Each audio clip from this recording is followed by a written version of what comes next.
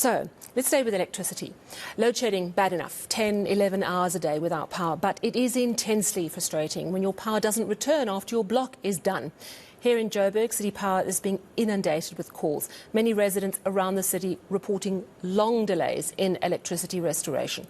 To discuss this, we're joined now by City Power's Isaac Mangena. Isaac, thank you so much for joining us. So why doesn't power always come back after your load shedding ends? I mean, I was looking at your lists of outages and I'm seeing cable theft, cable faults, system overload. Is it a combination of all those, or is there one specific reason why your power doesn't come back after your load shedding has ended? Good evening, Sally, and good evening to the viewers, and thanks for having us. Look, load shedding stage 8 is really causing more shocks and challenges for City Power, for our systems. So did you say load shedding stage 8? Did you say load shedding stage 8? No. I'm just checking here. Do you know something we don't? No, it's stage 6. We wouldn't want to wish to be at stage 8. We don't want to be at stage 6 because of the challenges and the shocks that it really is imposing on our systems, on our infrastructure, and really our customers are suffering because of this. And as you rightfully pointed out, you have a lot of all this concoction of problems that we experience because of the severity and obviously load shedding that is not really going away. We are losing a lot of infrastructure due to load shedding, cables, transformers, mini substation blowing up, and it has been happening since last year, and even with this year, it's still continuing. As I'm talking to you now, we are really running out of material because of the where repairs are increasingly becoming difficult to basically source and ensure that we restore people as quickly as possible. In fact, the material is getting depleted faster than we can procure because of the extent of the damages that load shedding is actually having on our infrastructure. Wow, so you're running out of material. That is very worrying news indeed. We've spoken before when load shedding got to really intense levels. Talk to me about your current situation.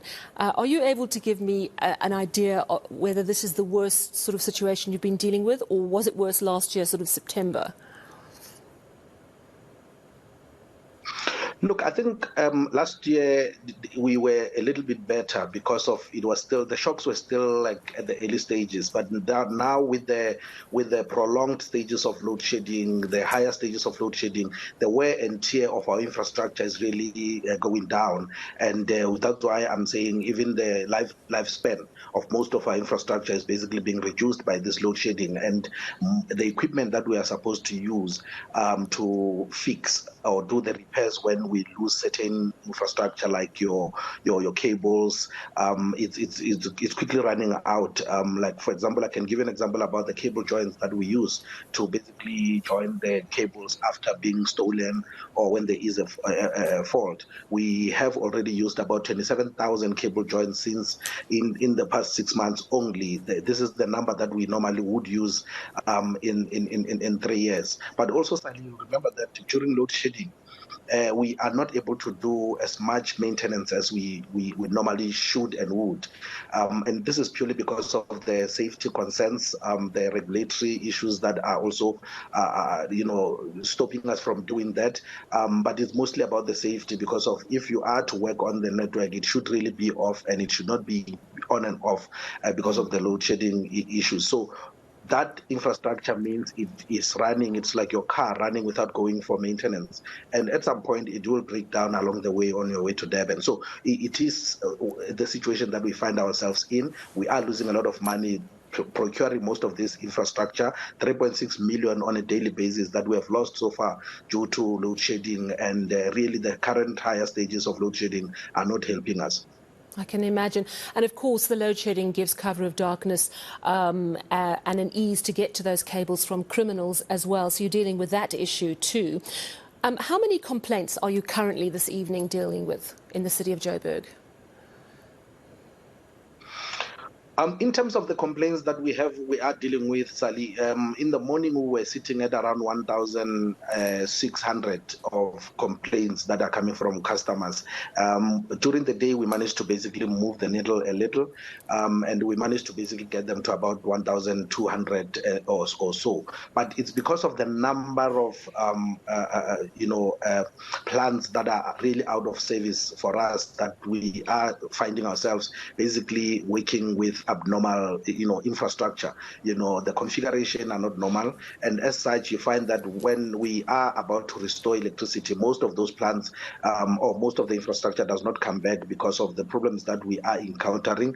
Most of the network is basically backfed so that we keep the lights on for our customers. And when we backfeed customers, it means the plant that actually went off, we are not able to get to it quicker enough to basically ensure that we normalize the network. So we are really facing serious problems in terms of this, and that's why even our numbers in terms of the calls from customers are going up. But we are trying to basically ensure that we pump in extra resources. The CEO, Ms. Chifularo Mashava, basically sat down with her executives and the management to basically ensure that we pull all the stops to ensure that at least we minimize the impact that this load shedding will have on our customers. This includes obviously getting more human resources on the ground, but these are the people that have been working on load shedding since last year, Sally, and they are really, obviously getting worn out and tired. Some of them have never really taken leave.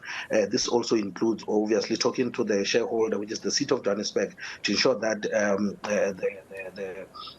the budgets that are needed to procure some of this infrastructure is made available so that we can be able to keep the lights on for the residents of the city.